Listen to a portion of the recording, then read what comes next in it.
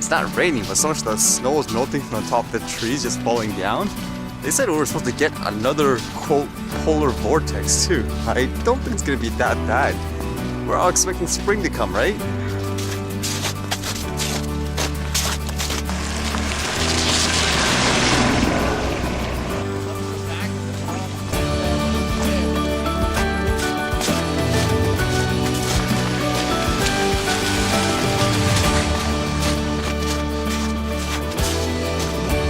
For some stuff I read. How about with a funny one first? I don't even know if it's real or not.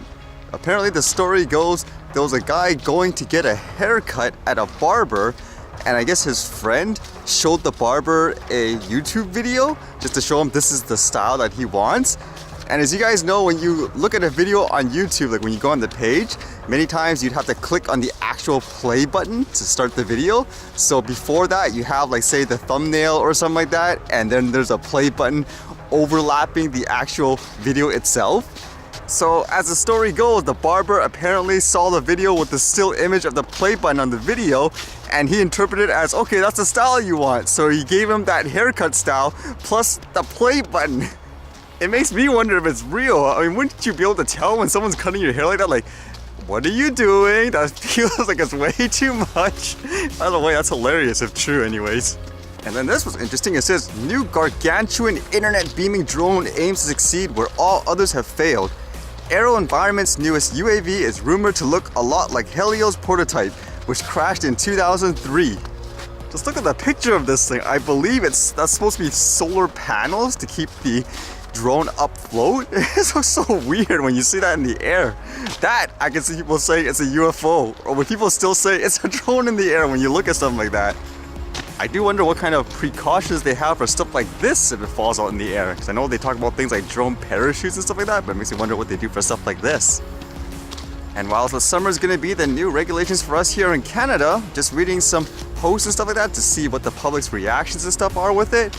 Reading this just reminds me of how many times people seem to just rehash the same old stuff, I guess, to make things like the drones sound dangerous and all that. This one says, drone, a bird's eye view of legal regulations. And keep in mind, according to this, it's pretty recent, the article anyways, it says the 6th of March 2019. It says, if you've ever been relaxing at the cottage, enjoying peace, quiet, and privacy that your rustic refuge offers only to be spied upon by a noisy, whirring device known as a drone, you may be comforted by Canada's March 2017 regulations for recreational drones.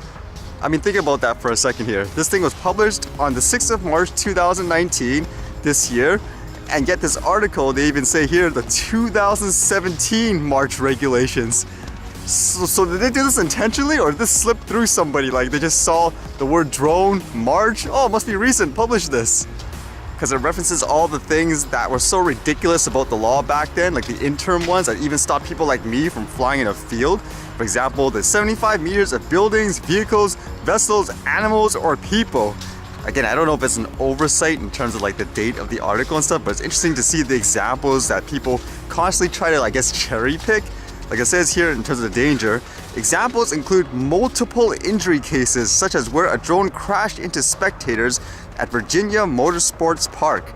Other cases were even more serious. A drone decapitating a teen in Brooklyn Park in 2013, and other deaths have been reported in Texas and Switzerland.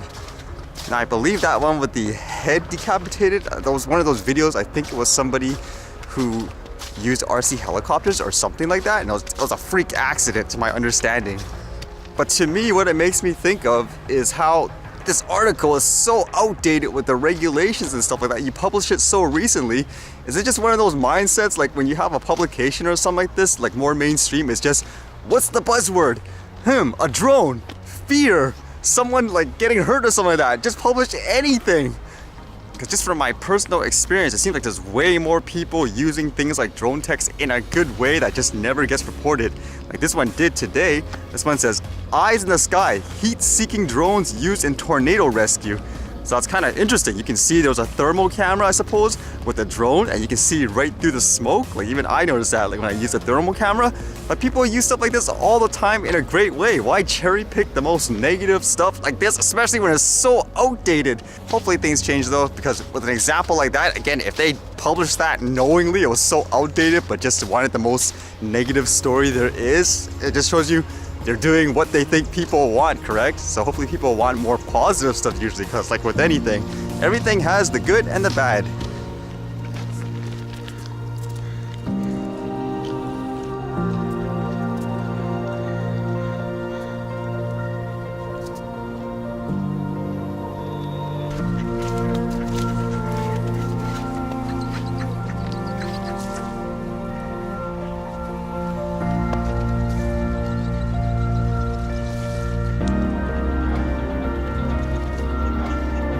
I've never seen that before. Them landing on the ice like that. Cool. That's the good thing about the wide angle lens too. So you can capture all that stuff.